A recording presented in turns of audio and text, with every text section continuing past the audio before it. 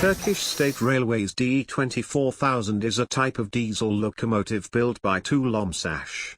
418 units were built between 1970 and 1984, under the license from Materiel de Traction Électrique of France. The DE24000 formed the backbone of the dieselization of the Turkish railways during the 1970s. DE24000 is the most commonly found locomotive class in Turkey. More than 150 in usable state.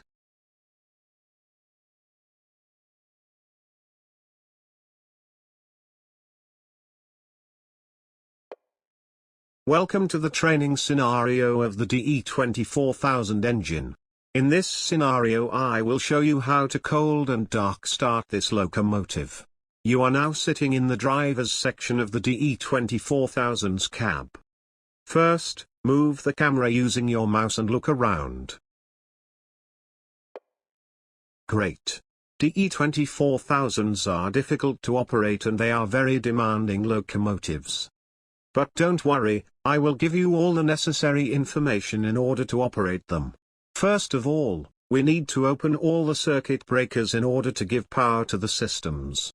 Switch to the circuit breaker box camera by pressing the right arrow key 2 times and open it.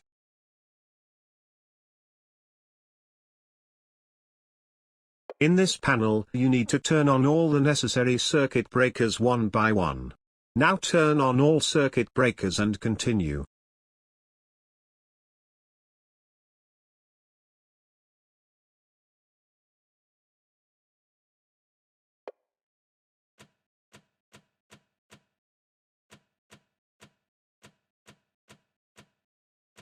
Now that you have the circuit breakers on, we can proceed to start the locomotive. Switch to the back wall camera by pressing the right arrow key 3 times again. Now find the switch that says main light and set this switch to on. And make sure that the Z136 heating system switch is on I position, not Fogan.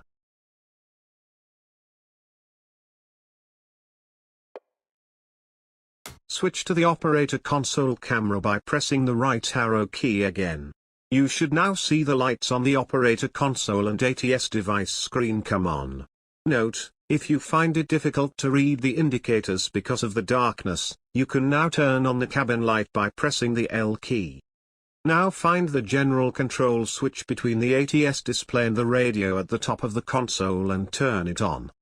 Next, you need to turn on the fuel switch to start the flow of fuel to the engine. After turning this switch on, wait for a bit until you see that the value of the indicator that says Yakut Gosta Jesse comes to around 2 bar.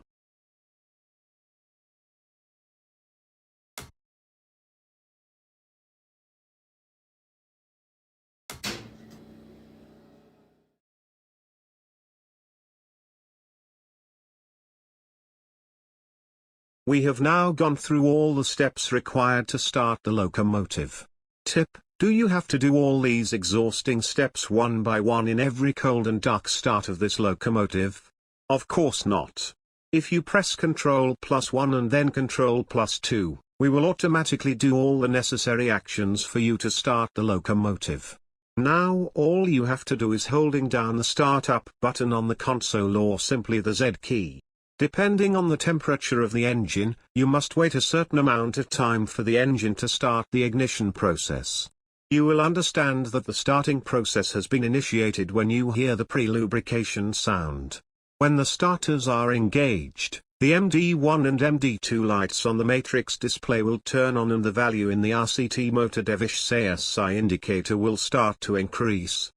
After the ignition is activated, the MD1 and MD2 lights turn off and the indicator shows around 650 RPM value.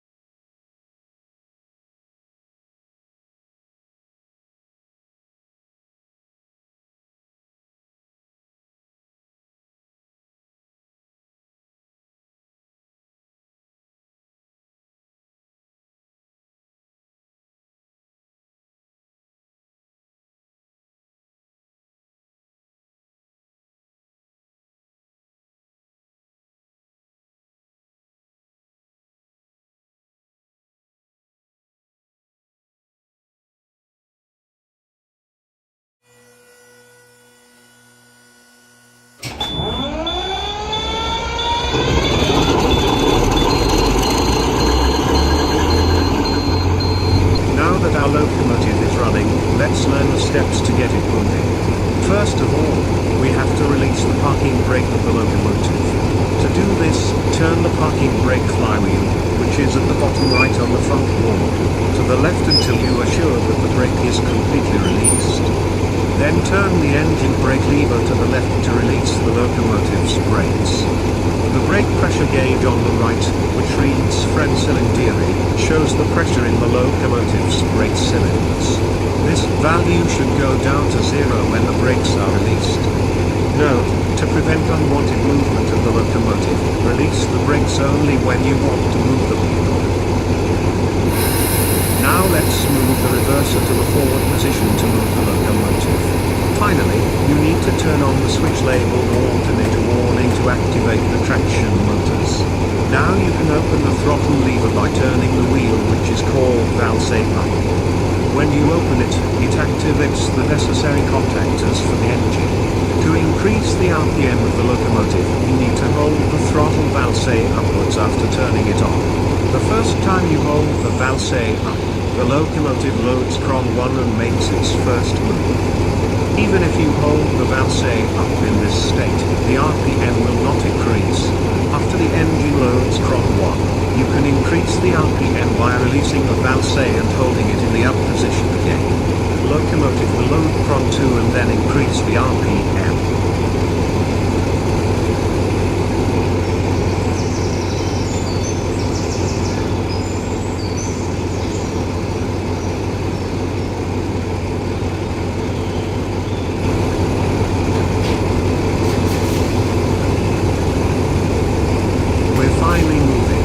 Let's approach the turntable with limited speed by following the speed of the locomotive on the indicator. As per the scenario, I will automatically turn off the throttle for you so that our speed does not increase. Once we are on the turntable, increase the locomotive brake to stop the locomotive.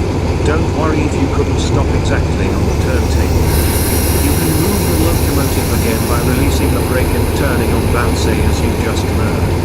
While waiting on the turntable, turn the locomotive 180 degrees by clicking the turntable or pressing G key several times. After turning the locomotive, go to the stopping point that reads Loco.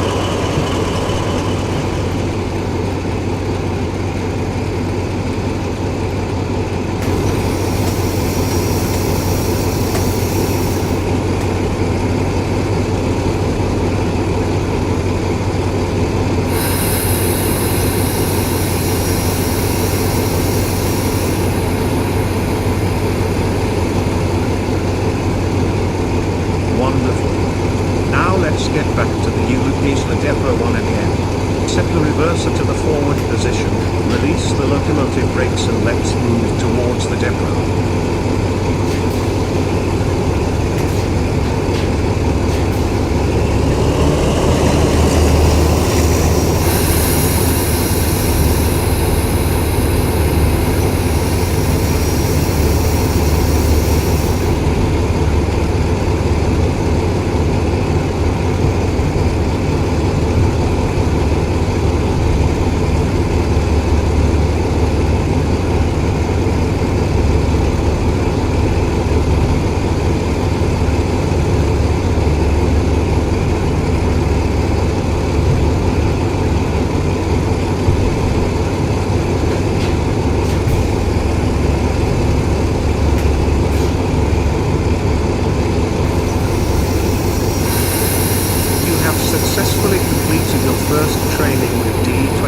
3000 locomotive.